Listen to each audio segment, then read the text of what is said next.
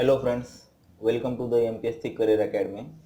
आपणास माहीत आहे की मागील आठवड्यात PSI STI आणि असिस्टंट यांची संयुक्त पूर्वपरीक्षा 2017 ही जाहीर झालेली आहे. या प्रकारची ही पहिलीच परीक्षा आहे, त्यामुळे आपण या परीक्षेचा अभ्यासक्रम जाणून घेणे गरजेचे आहे. या तिन्ही परीक्षांसाठी आता एकच अभ्यासक्रम आहे, म्हणजे पूर्वीच्या PSI STI ASO यांच्या अभ्यासक्रमात फारसा काही बदल केलेला तर नाही.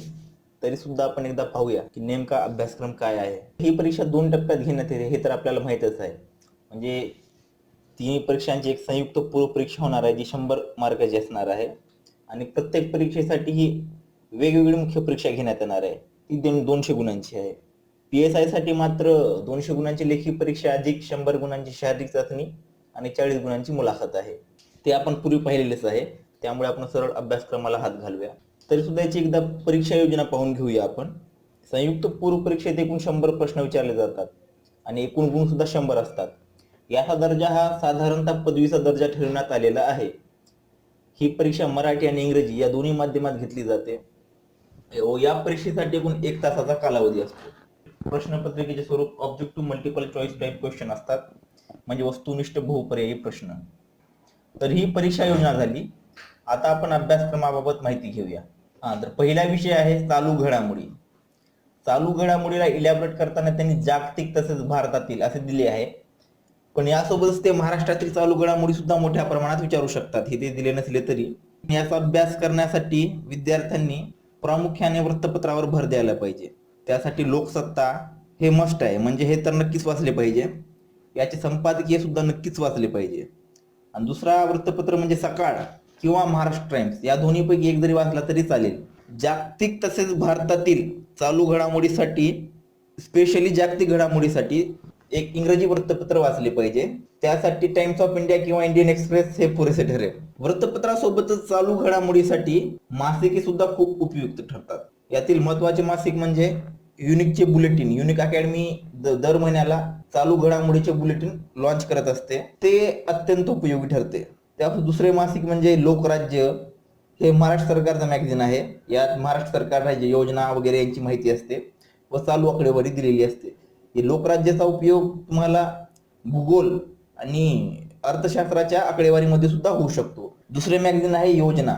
हे भारत सरकारचे मॅगझिन आहे. हे हिंदी आणि मराठीमध्ये सुद्धा उपलब्ध असते.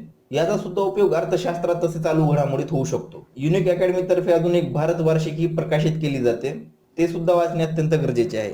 तरी झाली चालू घडामोडी या विषयाविषयी माहिती. त्याचा पुढचा विषय अभ्यासक्रमात दिलेला आहे नागरिकशास्त्र, म्हणजे राज्यघटना. याला इलॅबोरेट करताना MPSC मध्ये भारताच्या घटनेचा प्राथमिक अभ्यास, राज्य व्यवस्थापन प्रशासन आणि ग्राम व्यवस्थापन प्रशासन हे दिलेले आहे.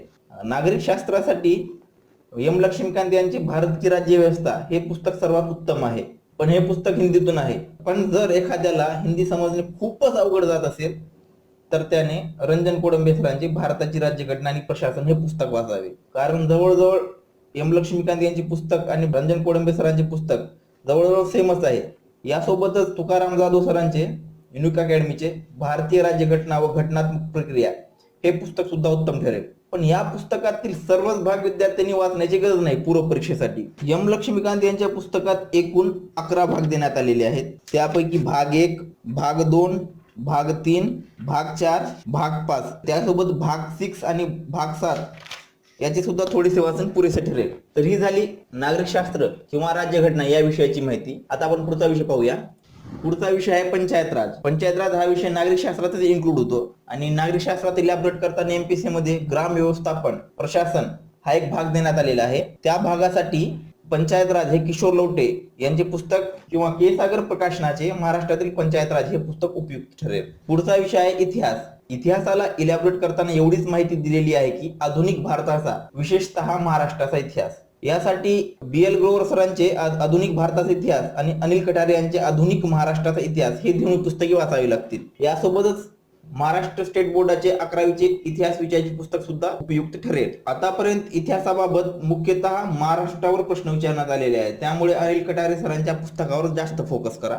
आणि समाज सुधारकावर सुद्धा अनेक प्रश्न विचारले जातात. समाज सुधारकावर नेहमी आतापर्यंतच्या मागील 3 वर्षाच्या पद्धतीनुसार तर पाहण्यात आले आहे की समाज सुधारकावर किमान 2 आणि कमाल 5 2 ते 5 प्रश्न तर नेहमी असतातच. अनिल कटारे सरांच्या पुस्तकात महाराष्ट्रातील समाज सुधारकाविषयी अत्यंत चांगली माहिती दिलेली आहे. त्यासोबतच समाज सुधारकांसाठी भिडे पाटील म्हणजे फडके प्रकाशनाचे महाराष्ट्रातील समाज सुधारण्याचा इतिहास हे पुस्तक वाचावे. त्यामुळे ही पुस्तके ही इतिहासाच्या संपूर्ण अभ्यासक्रमाला उपयुक्त ठरतील. त्याच्या पुढचा विषय आहे भूगोल. भूगोलाबाबत सांगताना आयोगाने महाराष्ट्राच्या भूगोलाच्या विशेष अभ्यासासह असे दिले आहे. भूगोलाच्या अभ्यासक्रमात पृथ्वी, जगातील विभाग, हवामान, अक्षांश, रेखांश, महाराष्ट्रातील जमिनीचे प्रकार, पर्जन्यमान, प्रमुख पिके, शहरे, नद्या, उद्योगधंदे इत्यादी माहिती दिलेली आहे. म्हणजे आतापर्यंत PSI STI EOS परीक्षेमध्ये जगाच्या भूगोलाविषयी किंवा पृथ्वीविषयी किंवा खगोलशास्त्राविषयी जास्त प्रश्न विचारले जात नव्हते, पण आता अभ्यासक्रमामध्ये पृथ्वी आणि जगातील विभाग, हवामान, अक्षांश, रेखांश हे भाग दिले असल्यामुळे कदाचित यापुढे जागतिक भूगोल तसेच खगोलशास्त्राविषयी प्रश्न विचारले जाण्याची शक्यता आहे. यासाठी भारताचा समग्र भूगोल पाहण्यासाठी आपल्याला AB सौदी सर यांचे पुस्तक उपयुक्त ठरेल. महाराष्ट्राच्या भूगोलासाठी मी अत्यंत योग्य पुस्तक के सागर प्रकाशनाचे के खतीब सरांचे पुस्तक मानेन. या पुस्तकात महाराष्ट्राच्या भूगोलाविषयी अत्यंत योग्य आणि समग्र माहिती दिलेली आहे.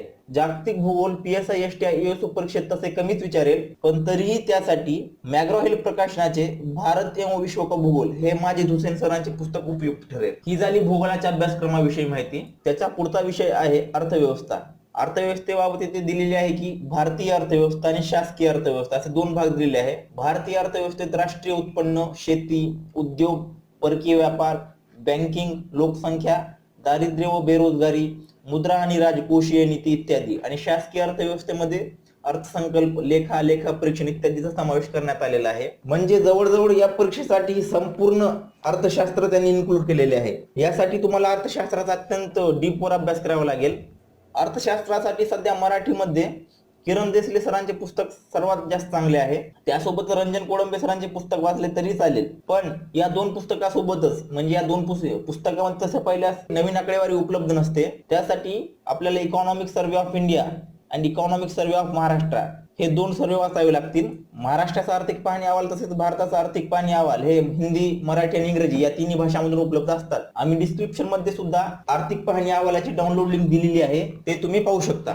इकॉनॉमिक्स या विषयाचा अभ्यासक्रम अत्यंत डीप दिलेला आहे, त्यामुळे केवळ मराठीतील पुस्तके यासाठी उपयुक्त ठरणार नाहीत. त्यासोबतच दत्त सुंदरम किंवा इतर काही हिंदी भाषेतील पुस्तके सुद्धा वाचावी लागतील. रमेश सिंग यांचे पुस्तक सुद्धा अत्यंत याविषयी चांगले आहे, पण कोणत्याच पुस्तकात नवीन आकडेवारी दिलेली नसते, त्यामुळे विद्यार्थ्यांना स्वतःहून आकडेवारी अपडेट करावी लागेल. ही झाली अर्थशास्त्र या विषयाविषयी माहिती. आता पुढचा विषय पाहूया आपण, सामान्य विज्ञान. सामान्य विज्ञानामध्ये भौतिकशास्त्र, रसायनशास्त्र, प्राणीशास्त्र, वनस्पतीशास्त्र आणि आरोग्यशास्त्र हे 5 शास्त्र दिलेले आहेत. आतापर्यंतच्या पॅटर्न नुसार आरोग्यशास्त्र आणि प्राणीशास्त्र या विषयावर आयोगाने जास्त प्रश्न विचारलेले आहेत.